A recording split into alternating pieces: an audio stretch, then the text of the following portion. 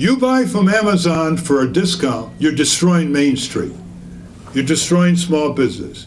You're destroying people-to-people contact. And you're supporting a monster. Hello, my name is Stanley Heller. Welcome to The Struggle. The Struggle is shown at over 30 cable stations from Maine to New York City. In one of the biggest strikes in recent memory in New England, tens of thousands of workers at Stop and Shop have walked off the job.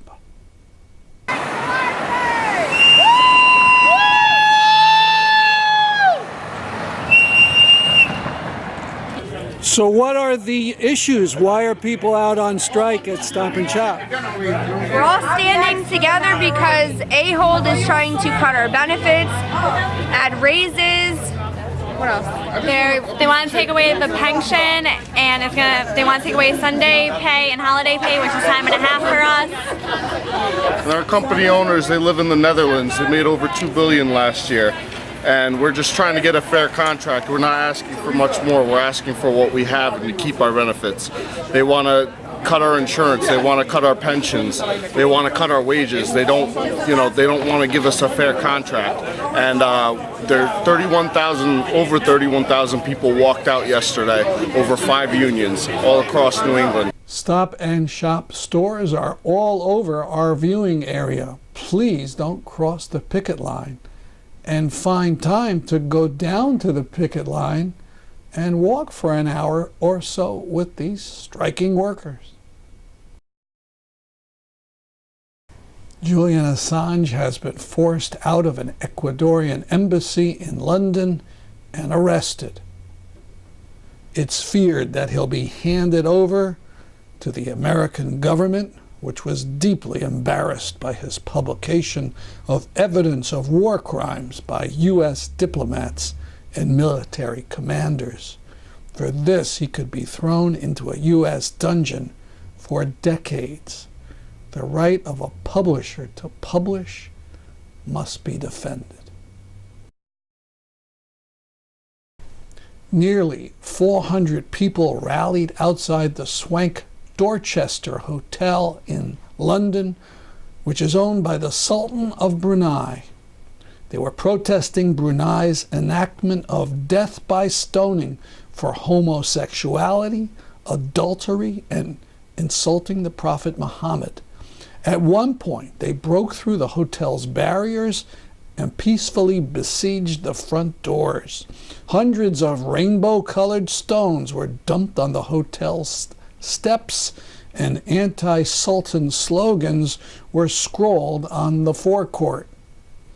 In a press release, activist Peter Tatchell wrote, "The Sultan is enforcing the same barbaric stonings enacted by ISIS in Syria and Iraq. He is comparable to the ISIS fanatics who executed people for gay sex during their murderous caliphate. Stoning is a particularly cruel, barbaric form of punishment, deliberately designed to cause a slow, agonizing death. Brunei should now be treated as a pariah state, just like ISIS was. It's time that hotel booking agencies such as Expedia, Trivago, and Booking.com refuse to work with the Dorchester." Some good news in Algeria. The long-time enfeebled president is resigning due to massive street demonstrations. And the people are not leaving the streets. They are demanding full democracy now. This is a mural in Idlib, Syria, in honor of a nameless Sudanese woman whose speech against the Sudanese tyrant went viral. Days ago, the military there overthrew the tyrant, appointed one of their own to rule, and said they'd bring about democracy gradually. Thankfully, the people there aren't falling for that scam and are still in the streets. Yusra El-Bashir reports the second strongman resigned after just 24 hours. The Sudanese joke: was he a president or a deodorant? For those in the Bridgeport, Connecticut area, a conference I'll be hosting on the 28th. A Green New Deal and other ideas on avoiding the coming climate catastrophe. Keynote is Richard Smith, who's got some radical ideas on how to solve things before the first high hurdle in 11 years. See pepeace.org for details. And now more of Ralph Nader's talk in Canton, Connecticut. Watch what he says about the Amazon Corporation, a way of bypassing the Electoral College, and the Green New Deal. And once we get control of Congress from 1,500 or so corporations who prowl on Capitol Hill daily, the whole country can begin to turn around. First, we get all the things that Western Europe and Canada have. Long overdue. Full health care, etc. Paid vacation, good public transit in Europe, good pensions, the kind of public parks, upkeep, assistance to the arts, of course, higher minimum wages, stronger labor unions, powerful consumer cooperatives, more multi-party political activity, no electoral college nonsense where they can win the popular vote and lose the office. And once we do that, once we catch up with Western Europe, and a lot of what's in Japan and Taiwan, I might add. Never mind Israel. Israel's an economic military powerhouse. And we're giving technical, financial aid to Israel. They have full health insurance. They have pensions. They have strong labor unions. Maybe they should give assistance to us. What do you think, Stanley? Maybe they should give assistance to us. We're way down on the totem pole. We're like 22nd in infant mortality. We're 24th in wages now. In 1980, we were first in wages. We have the most number of people percentage in jail. Pretty exceptional country in some ways. And look how they manipulate us with language. How many times you read in the paper or on TV, Democratic centrists, Democratic leftists, right? What's the definition of a centrist for the Democrats? It's someone who proposes changes that don't have a majority support. A leftist is proposing changes that have huge majority support. 80% minimum wage increase, cracking down on corporate crime, eliminating crony capitalism, corporate welfare, handouts, bailouts, subsidies, giveaways, half of what Washington does every day. They call them leftists. And they don't try to correct it. Is Bernie Sanders a leftist? He's a total centrist. Everything he proposes supported by a majority of the people in this country. Once we let our views be categorized in a way that can marginalize us, we're on the defensive, we're backpedaling instead of on the offensive. Who are the fascists? Who are the plutocrats? Who are the oligarchies? Who are the politicians? Who are their lapdogs?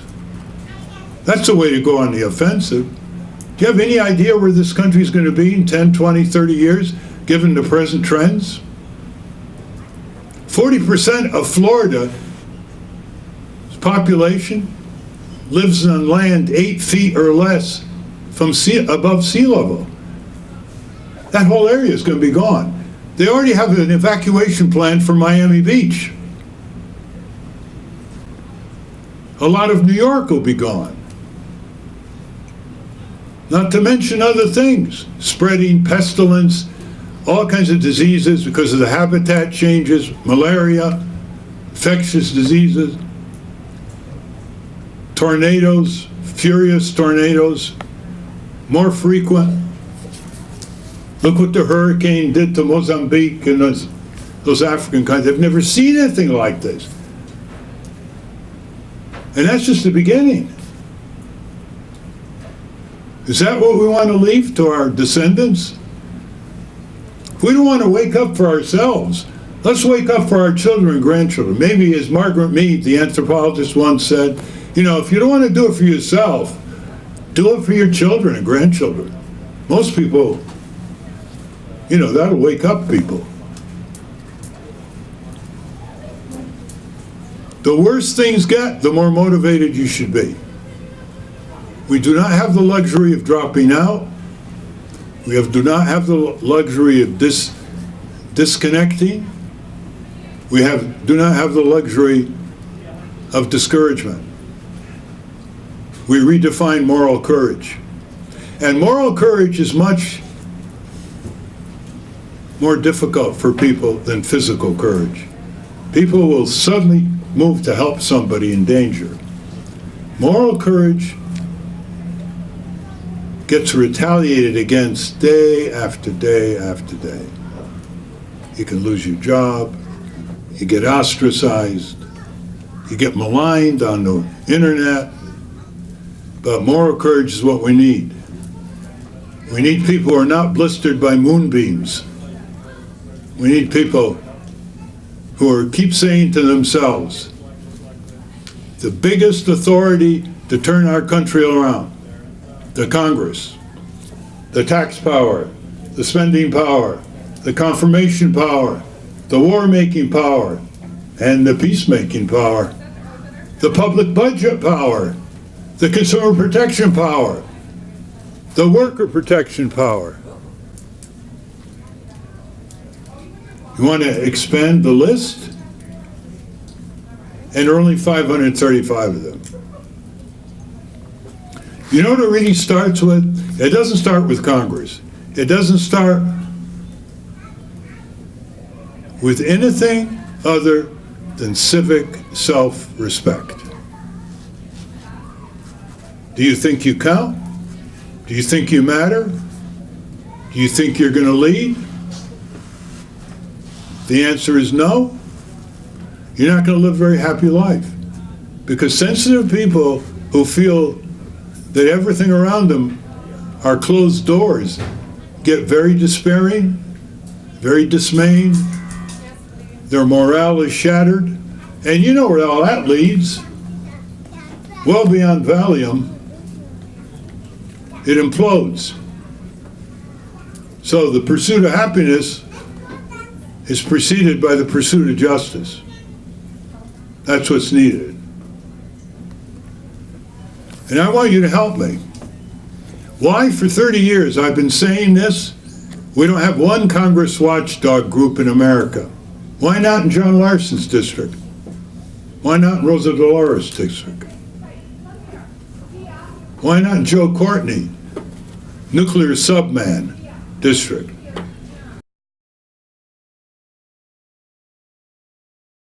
You buy from Amazon for a discount, you're destroying Main Street. You're destroying small business. You're destroying people-to-people contact. And you're supporting a monster that wants to get rid of all its workers with robots in warehouses, a monster that has a tiny board of directors that's been made rich by Jeff Bezos with stock options and is a total rubber stamp, a monster that wants to deliver everything to your home by drones, a monster that doesn't give a whit about community life. Go ahead and support Amazon. You're cutting community legs from under you. Amazon doesn't pay the taxes for your local schools, your fire, police department, your road upkeep. They don't pay property taxes. They escape sales taxes. They're starting to pay sales taxes. But for years, Congress allowed them to destroy small businesses who have to pay 6, 7, 8% sales tax. They have to add it. And Amazon got a windfall, right? I mean, 6 to 7% on retail sales, a small margin. That's how they got their leg up. That's how they became the monster they are.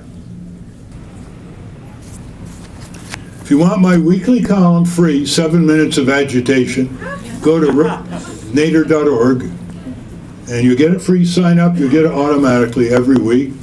And my radio hour is the Ralph Nader Radio Hour. It's on WPKN.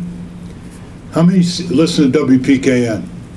Okay, Sunday at 6, I interview Walter Hang of Toxics Targeting from Ithaca, New York. Of all the 400 programs I have done, this is the one I want you to listen to. This is a small business of less than 10 people. He tells you if there are toxic dumps or contamination, if you want to buy a house or you want to put a school building, because he has all the data from the government, but he makes it site-specific in New York State. He wants to branch out. When you see what he and a tiny number of people accomplished by putting forth the data, wrapping it around the public advocacy strategy, getting people out at rallies, and focusing on the single decision maker in government. That's how they banned fracking in New York State. No other state has banned fracking. Didn't take more than a couple thousand people. Who did they focus on? The number one person who had to make the decision, Governor Andrew Cuomo. Everywhere he went, they were there. Signs, chants, protests. When he said, we'll decide on the science, they provided him with the science, with the contamination of the water, all the chemicals used, the desecration of the land, the ruts in the roads, these huge trucks, the fleecing of the royalty agreements. When he said, well, Pennsylvania does it, they said, okay, we'll show you what happened to Pennsylvania. We'll show you what happened to Pennsylvania. When he said, well, we need the jobs, you say, there are far more jobs in New York State with wind power, solar, home installation. It's the fastest growing industry in the country. And they turned him around. You got to listen to Walter Hang and how he did it. And he says, where are the big environmental groups with their huge budgets and their outsourced fundraising and their distance from the people back home? What are they accomplishing in the era of Trump? WPKN, 6 p.m., Sunday. Thank you very much.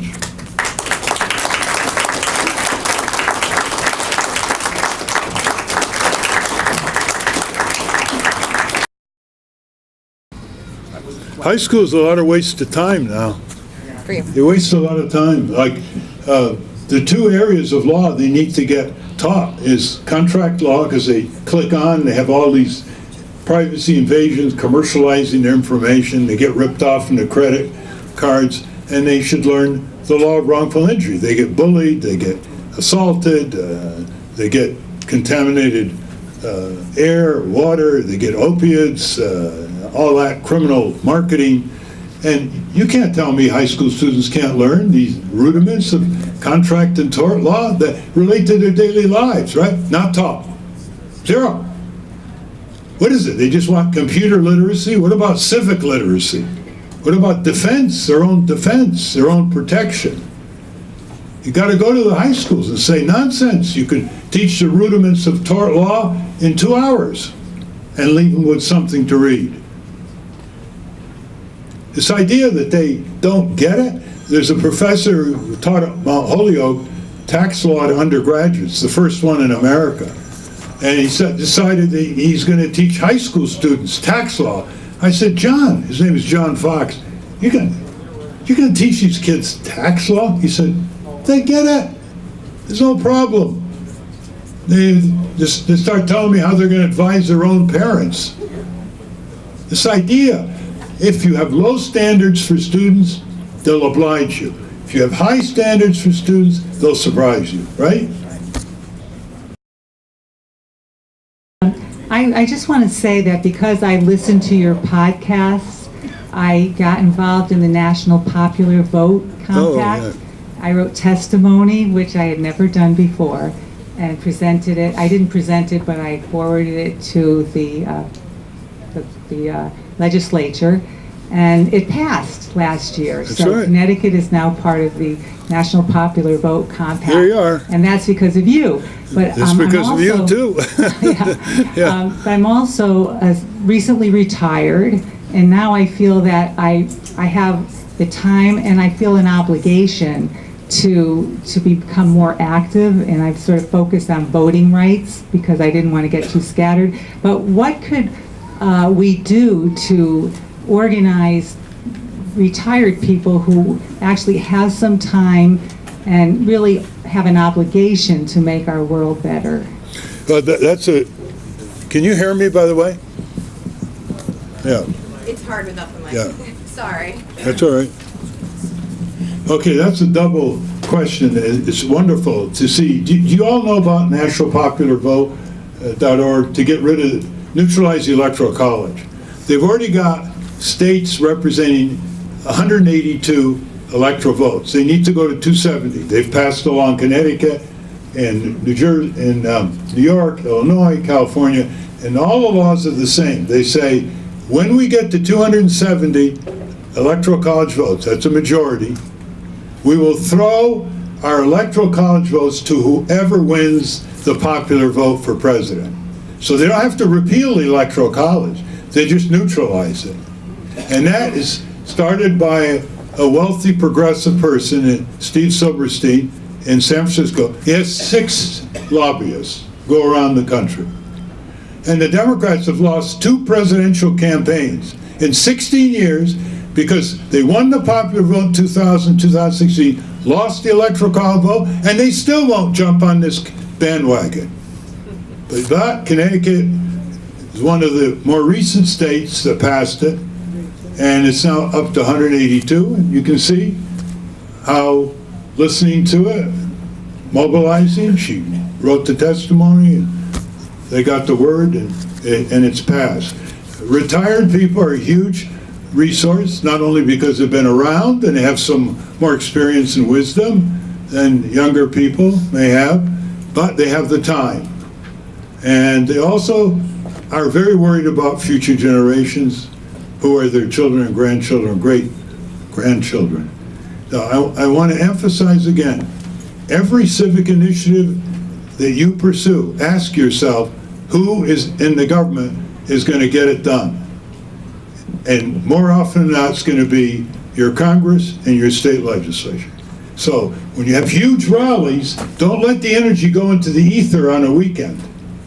You want to have it go up and focus right on Congress or the state legislature. Otherwise, it fritters into oblivion. It's just a good memory on Saturday afternoon. Always back on your senators and your representatives, and you'll see what happens.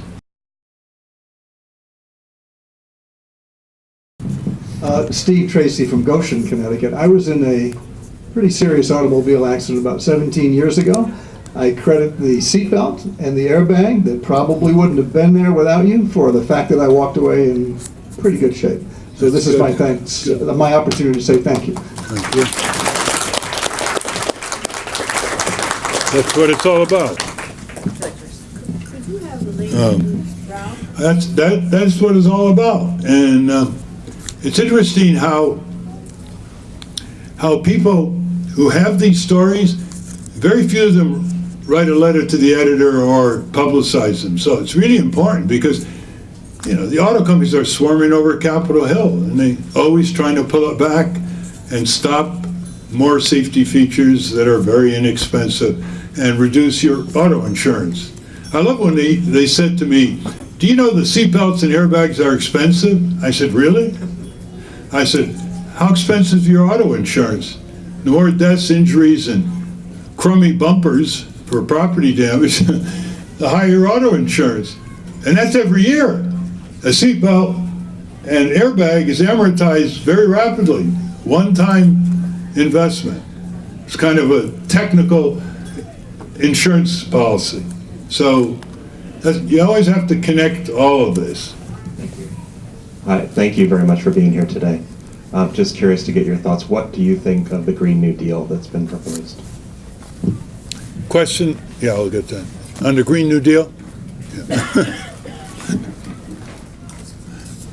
The Green New Deal is an aspiration of replacing fossil fuels with renewables and energy efficiency. It has to have its blanks filled in. So what? I mean, why are people running away with it? I mean, do they away from it? Do they want to have a world of fossil fuel combustion and climate disruption and the domination of these fossil fuel industries over their elected representatives? Or do they want to benefit from the sun, which is the best gift the Earth has ever had, right? I wonder what the sun thinks of the inhabitants of the Earth. They spend all the time digging up stuff from underground instead of taking the wind, the tides, the sun, passive, active solar, energy efficiency, burn less. Why that's even controversial is absurd. They're picking at it, you know, saying, well, it's going to cost trillions of dollars. Well, what do you think the current system is costing? It's costing quadrillions of dollars that aren't even tabulated, which is the destruction of the Earth's climate patterns, quite apart from what's costing in terms of respiratory ailments, cancer, contaminated soil, food, and a corrupted politics. That's our program for today. See you next week at this time. I'm Stanley Heller for The Struggle.